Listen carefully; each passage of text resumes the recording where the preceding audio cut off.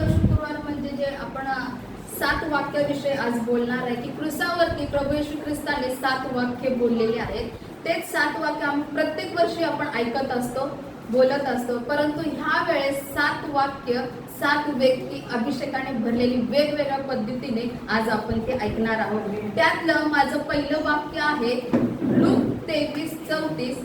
येशू म्हणाला, हो बापा, त्याची त्यांना क्षमा कर, कारण ते काय करतात हे त्यांना समजत नाही. हे माझं पहिलं वाक्य आहे. ह्या वाक्यामध्ये ना 2 गोष्टी आपल्याला समजतात. एक म्हणजे क्षमा करणं, म्हणजे आमचं जीवन एक क्षमाशील असणं, आणि दुसरं म्हणजे परमेश्वराने त्या ठिकाणी पुन्हा दुसरं उद्गार काढले की त्यांना काही समजत नाही. याचा अर्थ की आम्ही जेव्हा क्षमा करतो तेव्हा समोरच्याने केलेले अपराध काय त्याची जाण ठेवायची नाही, तर त्याला सरळ क्षमा करायचं आहे. त्या 2 गोष्टी जे ह्यातून मी तुम्हाला स्पष्टीकरण देणार आहे. त्याआधी तुमचं एक लक्ष मी दुसरीकडे नेणार आहे. परमेश्वरानं वधस्तंभावरती 7 वाक्य बोललेले आहेत. परमेश्वराजवळ असे कित्येक वाक्य आहेत जो क्रूसस्तंभावरती बोलू शकतो, परंतु हीच मोजकी वाक्य देवानं का बोललं असावं, त्या वाक्यामध्ये असं काय आहे हे आपण पाहणारच आहोत. परंतु मी तुमच्या समोर काही गोष्टी ठेवतो. योहान 6:35 मीच जीवनाची भाकर आहे. योहान 8:12 मी जगाचा प्रकाश आहे. योहान 10:7 मी मेंढराचे दार आहे. योहान 10:11 मी उत्तम मेंढपाळ आहे. योहान 11:25 पुनरुत्थान व जीवन मीच आहे. योहान 14:6 मार्ग सत्य व जीवन मीच आहे. योहान 15:1 मी खरा द्राक्षवेल आहे. योहान 8:32 तुम्ही सत्याला जाणार आणि सत्य तुम्हाला स्वतंत्र करेल. योहान 14:27 मी तुम्हास आपली शांतता देतो. मत्तई 5:3 जो आत्म्याने दीन आहे ते धन्य, कारण स्वर्गाचे राज्य त्यांचे आहे. ही एवढी सगळी वाक्य आहे, पण परमेश्वरानं ही सगळी वाक्य न बोलता तीच 7 वाक्य क्रूसस्तंभावरती बोललेले आहे. त्यातलं पहिलं वाक्य मी तुमच्या समोर मांडलेलं आहे की येशू म्हणाला, हे बाप्पा, त्यांची त्यांना क्षमा कर, कारण ते काय करतात त्यांना समजत नाही. ह्यामध्ये एकच शब्द घेऊया, क्षमा. क्षमा हे शक्तिशाली संघर्ष आहे. जे क्षमा करण्याचं हृदय एक ठराविक लोकांच्या मध्ये असतं. लवकर सॉरी बोलायला कुणाचं म्हणजे धाडस होत नाही किंवा मन होत नाही किंवा त्याची ऍक्टिव्हिटी होत नसते, त्याच्या मनामध्ये 100 प्रश्न असतो. परंतु ही क्षमा काय आहे जे परमेश्वरानं क्रूसावरती हे वाक्य का बोललेलं आहे ह्याचं मी तुम्हाला स्पष्टीकरण सांगणार आहे. बायबलमध्ये 120 वेळा क्षमेविषयी सांगितलेलं आहे किंवा त्याहूनही जास्त सांगितलंय, परंतु ह्याच्यावरती जास्त भर दिलेला आहे. कारण का ख्रिस्तामधलं आणि आपल्यामधलं नातं अधिक मजबूत होण्यासाठी क्षमा ही एक जास्त महत्त्वाची गोष्ट आहे जी आमच्यामध्ये असायला पाहिजे. कारण आपण नेहमी प्रार्थना करतो की ख्रिस्ता मला तुझ्यासारखं बनव किंवा मी तुझ्या प्रतिरूपाचं आहे. जर आपण ख्रिस्ताच्या प्रतिरूपाचं आहे तर त्याचाही स्वभाव गुण आपल्यामध्ये असायला पाहिजे. तर त्यातलाच हा एक स्वभाव गुण म्हणजे क्षमा करणं. मत्तई 6:14-15 मध्ये बायबलनुसार क्षमा ही महत्वाची आज्ञा असून ती देवाच्या प्रीतीचं प्रतीक आहे. खरोखर आज आपण पाहिलेलं आहे की येशू ख्रिस्तानं मरण स्वीकारलेलं आहे. ते कुठल्या प्रकारे मरण स्वीकारलं, त्याला धिक्कारलं, किती त्रास झाला, सगळं झालं, परंतु ह्यातूनच एक कळतं की ख्रिस्ताचं आपल्यावरती प्रेम आहे आणि त्याच्या प्रेमाचं हे प्रतीक आहे. जर क्षमा प्रीतीचं प्रतीक आहे तर क्षमा म्हणजे काय हे आम्हाला माहीत असणं गरजेचं आहे. जर आम्हाला क्षमा म्हणजे काय हे माहीत नाही तर आम्ही क्षमा करू शकत नाही, आणि जरी केली तर ती वरच्यावर करू शकतो. म्हणजे मी क्षमा केली आहे पण मी काय तुझ्यासंग बोलू शकत नाही, मी क्षमा केली आहे तर मी त्या वाटेला जाणार नाही, अशा पद्धतीची क्षमा आपण करू शकतो. पण मूळ क्षमा म्हणजे काय हे जेव्हा आपल्याला कळतं तेव्हा आपण ती क्षमा करतो. बायबलनुसार क्षमा म्हणजे काय, शिक्षा न करता सोडून देणं आणि अपराधी व्यक्तीला मनपूर्वक माफ करणं, जसे देव आपल्याला करतो त्यासाठी.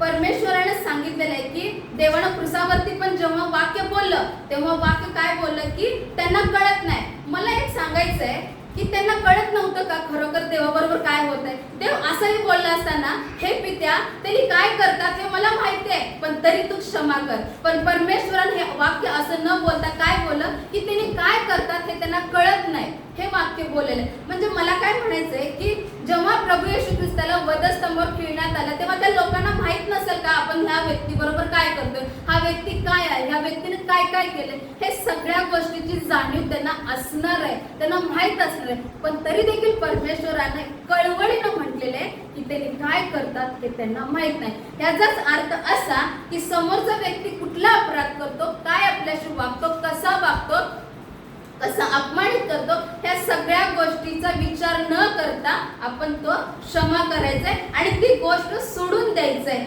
आणि हे सगळं करण्यासाठी आपल्यामध्ये धीर, करुणा आणि समजदारपणा आवश्यक आहे. जर ह्या 3 गोष्टी आपल्या जीवनामध्ये असेल तर कितीही काही जरी झालं, आपलं किती जरी अपमान झाला, काही जरी झालं तर क्षमा ऑटोमॅटिकली आपण करू शकतो. लगेचच आपल्यामध्ये ती स्फूर्ती येते की नाही आपण क्षमा केलं पाहिजे, नाही हे चुकले, नाही आपण क्षमा करून बाजू. समोरचा व्यक्ती आपल्याला क्षमा करो किंवा नाही करो, परंतु मी त्याला क्षमा करणार, ही वृत्ती ऑटोमॅटिकली येते. केव्हा? जेव्हा धीर, करुणा आणि समजदारपणा हे जेव्हा आपल्यामध्ये असतो आणि या 3 गोष्टींमुळे आपल्या जीवनाची जेव्हा बांधणी होते तेव्हा हे वाक्य जे प्रभू येशू ख्रिस्ताने क्षमेविषयी सांगितलंय तो गुण आपल्यामध्ये आलेला दिसतो. आता क्षमा म्हणजे काय आपण पाहिलेले की शिक्षा न करता मनपूर्वक माफ करणं, ती गोष्ट सोडून देणं. मग आता आपल्या जीवनामध्ये क्षमा करणं गरजेचं आहे का हे सुद्धा जाणून घ्यायला पाहिजे. आणि जर क्षमा करणं गरजेचं आहे तर त्याच्या पाठीमागे आपला काय फायदा, कारण आजकाल लोक कुठलीही गोष्ट करण्याच्या पलीकडे पहिला फायदा बघतात. तर ह्या ठिकाणी सुद्धा परमेश्वराने एक चांगला फायदा, आशीर्वादित फायदा सांगितलेला आहे.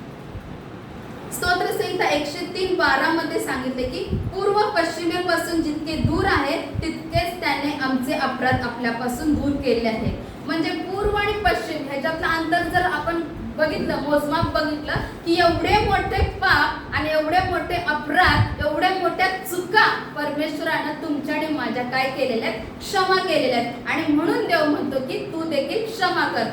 जर आपण क्षमा केलं तर आपल्या पापांची देखील क्षमा परमेश्वर करेल आणि त्याच्याबरोबर आपल्याला स्वातंत्र्य, शांती आणि मुक्ती मिळू शकते. म्हणजे क्षमेच्या पाठीमागे एक चांगला आशीर्वादाचा फायदा म्हणजे काय, आम्ही आमच्या जीवनामध्ये शांती, मुक्ती आणि आनंद मिळवू शकतो.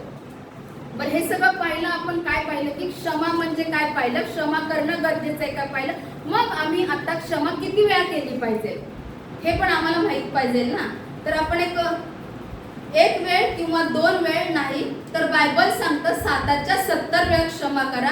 मत्ते 18 आणि 12 मध्ये देवाचं वचन सांगतंय की अमर्याद क्षमा करण्यास शिकवते, म्हणजे सतत क्षमाशील असावं. अमर्यादित म्हणजे त्याला मोजमापच नाही. कधी काही झालं क्षमा, काही बोललं क्षमा, कोण रागवलं क्षमा, कोण वाईट बोललं क्षमा. म्हणजे क्षमाशील हे हृदय आमच्या ठाई असणं फार महत्वाचं आहे. मग आता क्षमाशील हृदय जर आमच्या ठाई असलं तर आमच्यातली कुठली गोष्ट बाहेर येते, तर पहिली गोष्ट म्हणजे आमच्यातला रागीट स्वभाव कमी होतो.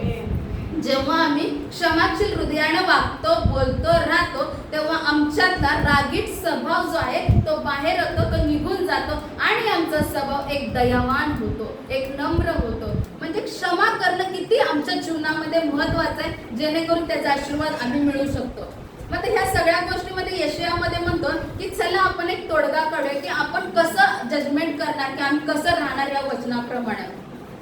प्रभू म्हणतो तुमची पापे जर किरमिजी रंगाची असली तर ती बर्फासारखी पांढरी होतील. आता मला इथे एक सांगू द्या की ह्या जगामध्ये परमेश्वर कित्येक कलर बनवले, कित्येक रंग बनवले, परंतु देवाने किरमिजीच रंग असं का म्हटलं असावं. असं देवाला काय वाटलं असेल की आमच्या पापाला असं उद्देश देण्यासाठी किंवा उपमा देण्यासाठी हा कलर चूज केला असेल. ते पहिला किरमिजी रंगाचं काय आहे स्वरूप मी तुम्हाला सांगते. हा एक समृद्ध गडद लाल रंग किंचित निळसर किंवा जांभळ्या रंगाकडे झुकतो. हा रंग रक्तासारखा लाल असून दिसायला गडद आणि आकर्षक असतो. म्हणजे 3-4 कलर त्यामध्ये मिक्स आहेत. असा मिक्स असलेला किरमिजी रंग आहे. म्हणजे हजारो पाप, हजारो चुका, हजारो गुन्हा आपल्यामध्ये सामावलेला आहे. ह्या सामावलेल्या गोष्टीला उपमा त्याने किरमिजी रंगाचं दिलेलं आहे. म्हणजे परमेश्वर काय म्हणतो, किरमिजी रंगासारखं जरी तुझं पाप असलं तर ते मी बर्फासारखं करेन म्हणून सांगितलेलं आहे.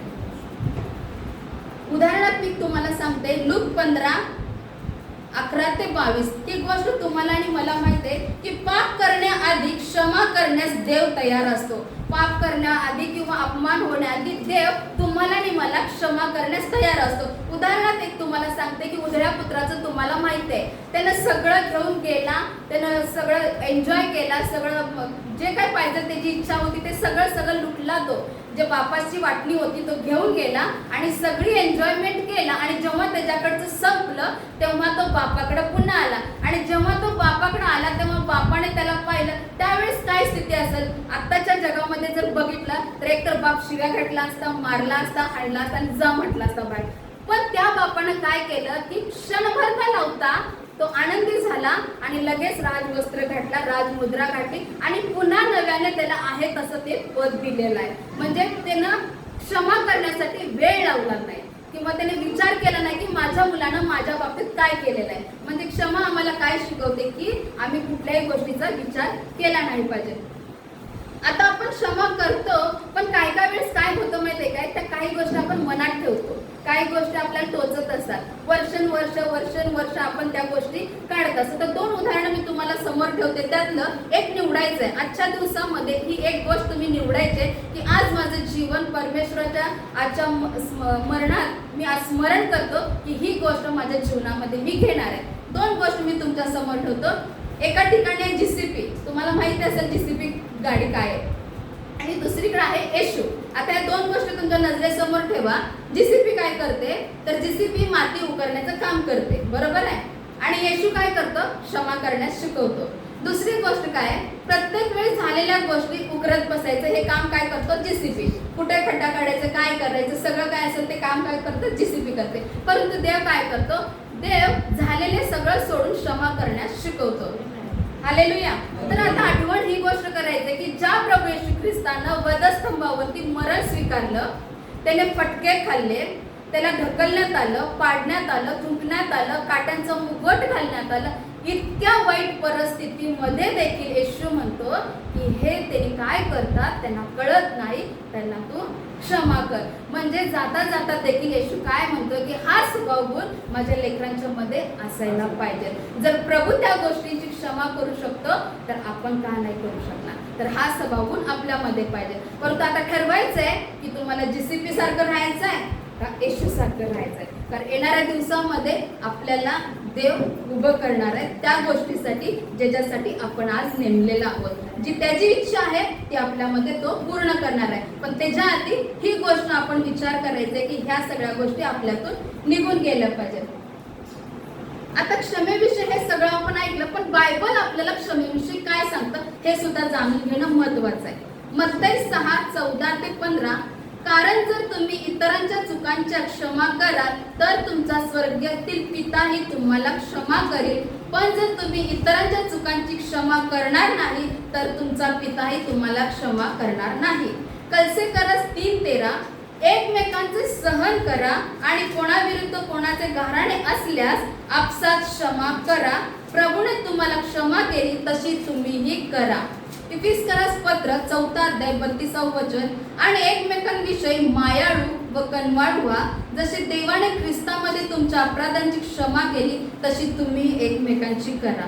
मार्क 11:25, आणखी तुम्ही जेव्हा जेव्हा प्रार्थना करण्यास उभे राहता तेव्हा तेव्हा तुमच्या मनात कोणाविरुद्ध काही असेल तर त्याची क्षमा करा, अशासाठी की तुमच्या स्वर्गातील पित्याने तुमच्या अपराधांना क्षमा करावी.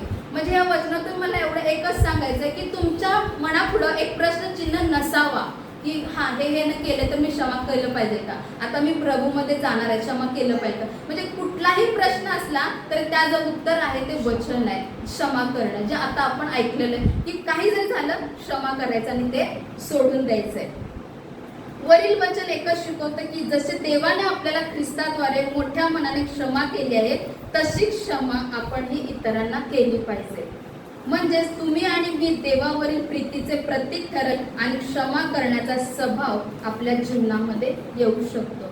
म्हणजे मला यातून एकच उद्देश सांगायचा आहे की जे प्रभू येशू ख्रिस्ताने वधस्तंभावर हे वाक्य बोललं आणि त्यामधून देवाने 2 गोष्टी फक्त शिकवल्या की क्षमा करणं आणि दुसरी गोष्ट म्हणजे की समोरचा व्यक्ती अपराधी आहे किंवा कुठल्या ह्याचा आहे तो विचार न करता तो आपण क्षमा करून टाकायचा आहे. कारण का परमेश्वराने ज्या गोष्टी सहन केल्या ती सहनशीलता आपल्यामध्ये पण देव देऊ इच्छितो.